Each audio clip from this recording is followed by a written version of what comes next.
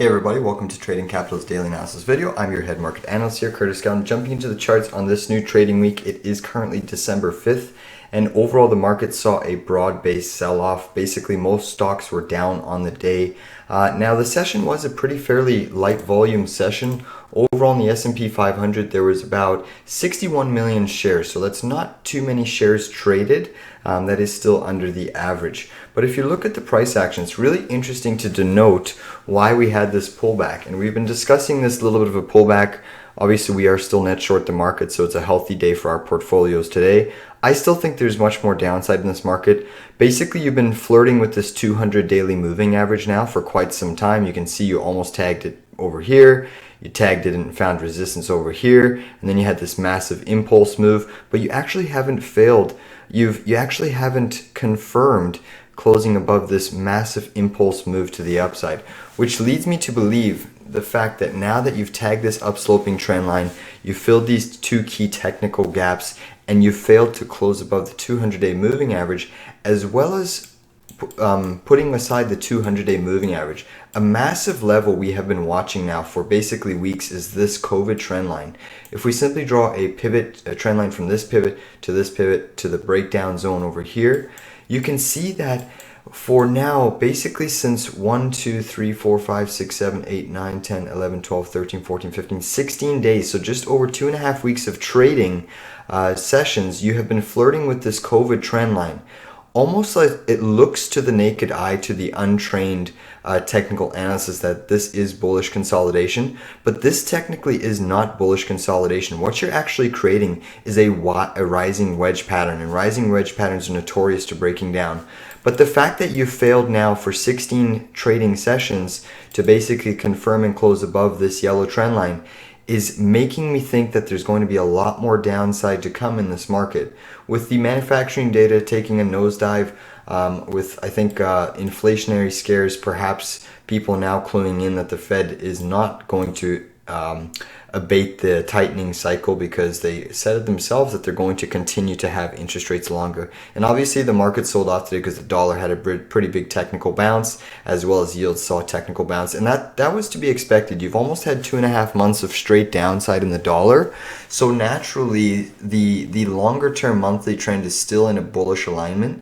So it does favor technical bounces when you hit massive levels of support, and we'll touch base on that. But this key trend line, obviously with today's sell-off, we're going to be looking for confirmed follow-through to the downside tomorrow. If you get that close below this today's low tomorrow, I think it's very likely that you fill this gap down here around 373.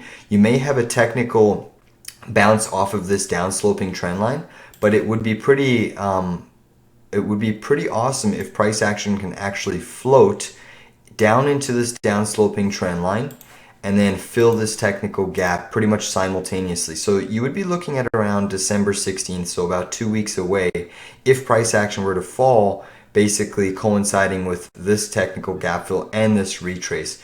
If it were to do that in a sharp fall, that would be a good opportunity to potentially cover some shorts and go long. There is this gap fill to the downside, which still has to technically be filled. So I do think these markets head much, much lower, especially as the economy weakens. If we take a look at the 2-year yield, the 2-year yield is flirting with this topping formation still. Basically, there's 55 minutes left in this daily candle. If you get a close above this wick high, then this topping formation is negated. But as long as you don't close above this wick high, then technically this topping formation is still in effect. But it's kind of on a knife edge. If we get that close above, then you have to respect that there's likely more upside in yields. If we do get that close below or close above this wick, you likely go test this 4.56 mark, and you will see immense pressure on the markets. And then if you get somehow through that level, it looks like you would probably go test the double top at 4.88%. Now, this was a fake print on the 2-year yield way back when, so that wick never actually happened. You basically, I think you got all the way up to the top of this channel around 4.8%, but you never actually made it all the way to 4.88%. So it's just interesting to note that for sure. But if we look at, there's another topping formation now now that could be in play. If you do recapture this neckline here and negate this initial pattern, you could potentially have a little bit of a bigger topping formation coming into play if you were to trigger and break this yellow trend line. So there's lots to keep an eye on. There's certainly going to be volatility just due to the fact that yields are still repricing, and the markets, I think, have seen a divergence from the yields. Therefore, the markets should play catch up to the downside. If we take a look at oil, oil was a big loser. I remember watching this in the futures last night. We were all the way up here, and the price action just reversed. The tremendous downside pressure in energy lately should be really concerning. So there's two big levels on oil that we're watching. Basically, you have this first red trend line over here, which you can see you've been trading and trading, you haven't confirmed below it, but now you've pierced it and you're looking to challenge and potentially take out this pivot low. If you break and confirm that trend line, then the next big trend line will be this one over here. You can clearly see we've had an initial bounce off of it. You have formed that daily bottoming tail, and you've had a substantial rally off of that low. Typically, I still think that this bottoming tail will break and will make a new lower low in the trend. If we make a new lower low in the trend, there is going to be a lot of energy buyers trying to buy this low and potentially play this retrace. So we could still see a pierce of this level and then a technical bounce. But in the long-term price, I still have it priced in that we're most likely going to be seeing basically a few stops. I think 62 is the low target, but I think there's a high probability that this 65 to 66 level, you can see you've had this pivot breakdown over here before you led to your larger sell-off, your retrace all the way up to here, which basically touched that double top zone before you had your deep COVID sell-off.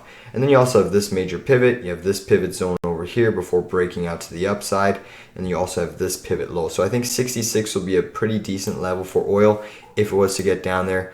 It's really interesting to see natural gas weak when oil's weak. Typically the money's rotating in and out of each asset. So when oil's strong, many days that you'll see positive price action in natural gas, negative price action in natural gas, and then the opposite is true when natural gas is strong. You typically see negative price action in oil. But when you see negative price action in both sets of energy class, that is typically the market signaling that the economy and demand for these assets is slowing substantially. And once again, you're at a critical inflection point right now for natural gas. I mean, if you take a look at this longer uptrend, basically since June 20 over here, these are the levels you're now trading at.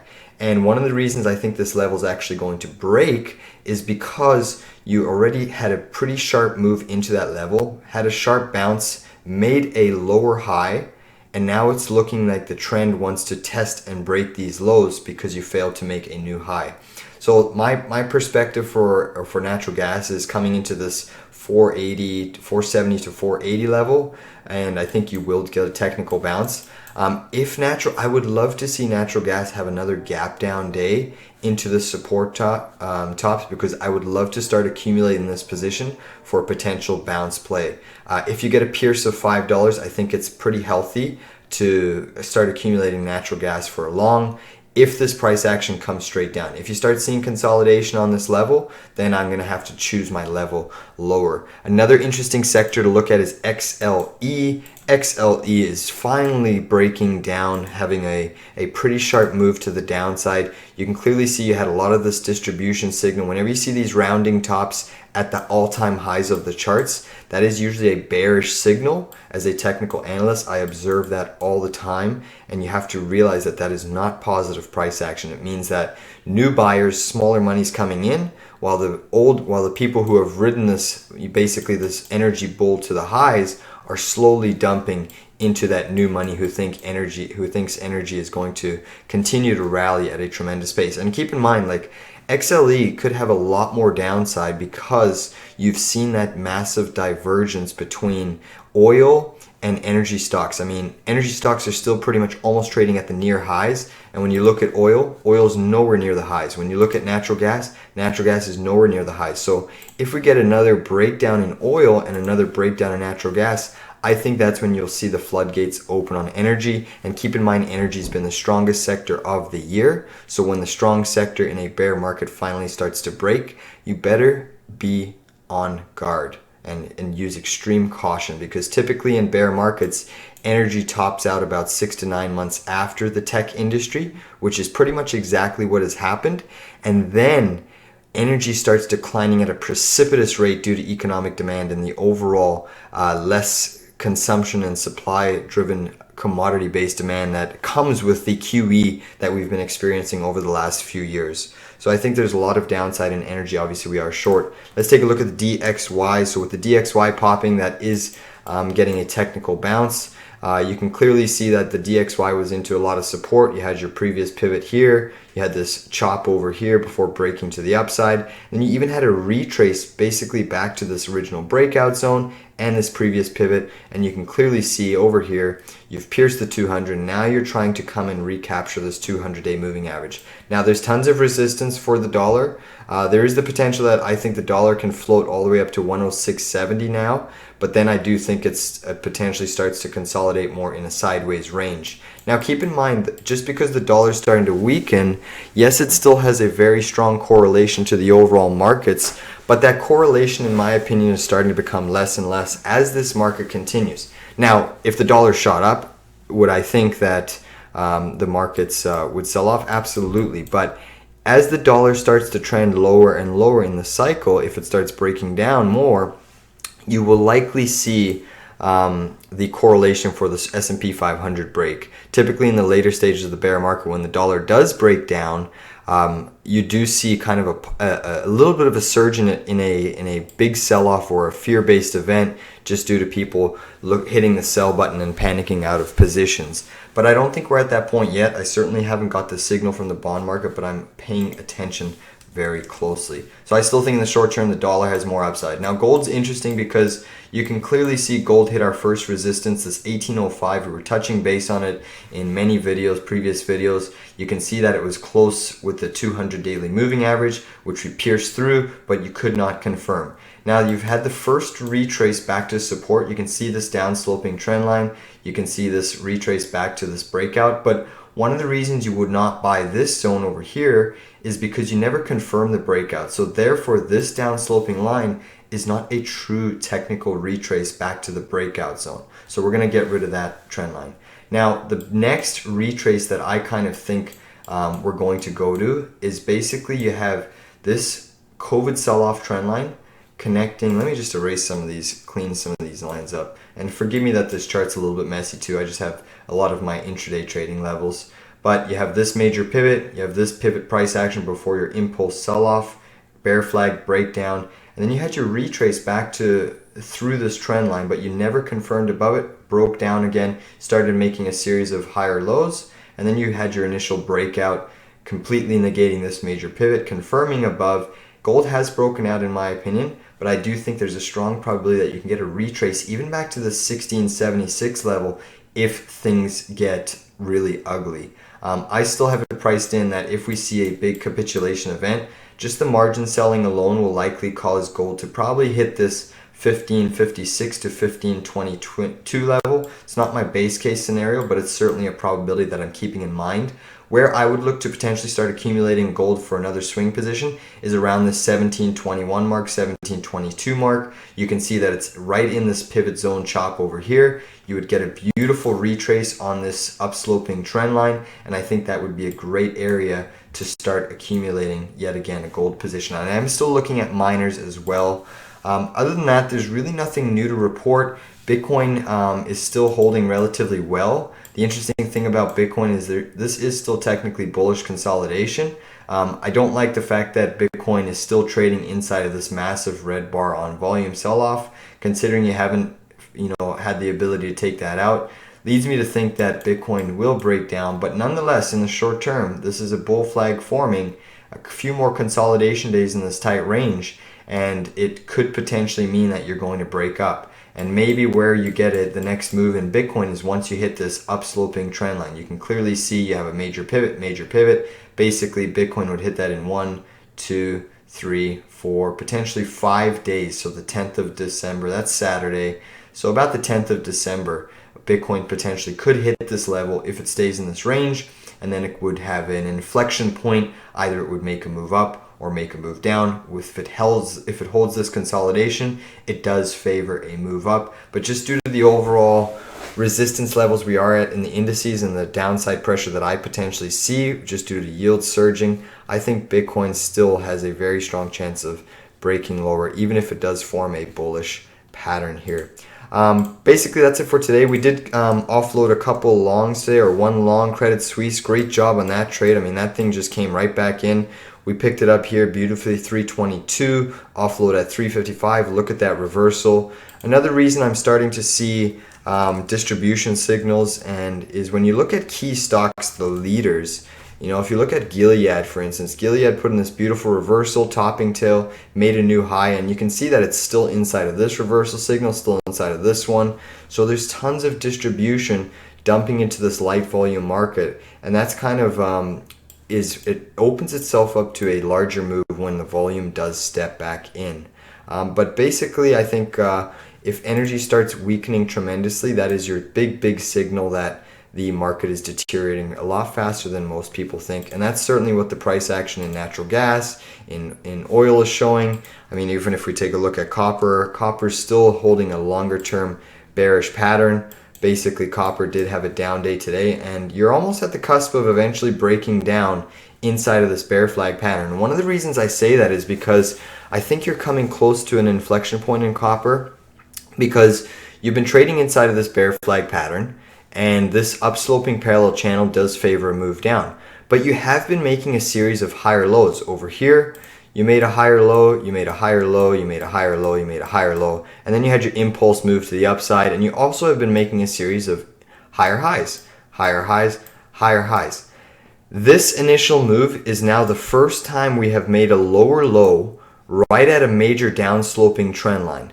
So now it does favor that we start to see this pattern and test these lows to try to make a lower low on the chart, or sorry, a lower high. So that's kind of where we're at now, because considering that you, for the last, major attempts being the fact that you made a higher high, you've now officially made a lower high again in the trend. It does favor that the resumption of this longer term trend is now going to take hold. Even if we look at lumber, so this is a lot of education here. I'm giving a lot of insights into what I'm seeing on a technical basis and why we're positioned on the short side. I don't just take trades for the sake of taking trades. I'm looking at a wide array of multifaceted asset classes, and the most important ones, when you look at copper, oil, lumber, those are your three largest economy that drive countries' GDP. Most countries' GDP are fueled by the housing market. Certainly Canada is, and certainly the US is, with an 18% share. So when you factor in that all of these commodities are basically what revolve and move our manufacturing markets and our economies, you have to be aware of the price action. I mean, look at this decay, look at this decline in lumber. And lumber has triggered a nasty M-top formation. You can clearly see this formation is over here. Basically, if you take this downside target measure move, it brings you all the way to 150.9. And the scary thing is that takes you basically back down to the 2008-2009 lows, the GFC housing crisis. So that's what the technical pattern on lumber is showing. And this is a clear downtrend in lumber. I mean, even if we look at the monthly chart, it's a beautiful long-term M-top pattern, which you did trigger, you've confirmed on multiple candles here, and it does favor a continued move to the downside, and that's certainly a signal that we're watching as well. Lumber is very important in the grand scheme of the economy. Overall, that's about it for today's video. I mean, I will touch base on the IWM because the IWM is a great leader for the small caps. Talking about a series of lower highs, you can also see that the IWM here, but it also made a series of lower highs. So here you have a lower high, you have a lower high, and you have a lower high. And now the trend, considering that you failed to make a higher high in this strong move up, if you start breaking these yellow trend lines, I'm going to just erase this one here. If you break this yellow trend line, you're probably going to see a sharp move down in the Russell, down to 174 over here, major technical gap fill, and then you'd likely see some consolidation before breaking lower. But considering you're making the same series now that you have been making, if we go through it, here's your high, here's a lower high, here's a lower high, here's a lower high, here's a lower high, here's a lower. You're making that continuous series of lower highs, which does favor the trend to continue to resume downward. Basically, that's it for today's video. Please be aware that if we see a sharp move down, we will cover some of our shorts just to bank some profits. But I think we're well positioned to see, what transpires. Obviously, there's important economic data on Friday with the producer price index, so we'll get a little bit of a sense of inflation. If inflation comes in hotter or less than the market expects, if it comes in hotter, then we're going to see a big equity sell-off. But even if it comes in line, I think I'm in the camp that we will also continue to see a sell-off because it's still too high in the grand scheme of where assets are priced. And considering that inflation is still where it is and the economy, in my opinion, is slipping into a global recession, just is not a good thing, because as the economy slips into a global recession, yes, it does mean that inflation will come down due to a deflationary event, which is a recession, but it means that the Fed won't be able to stimulate because inflation will still remain higher than their normal target. So therefore, it'll induce a much sharper and a more severe recession, in my opinion. And that's what the early warning signals in these energy sectors are now displaying, to me at least, on a technical basis.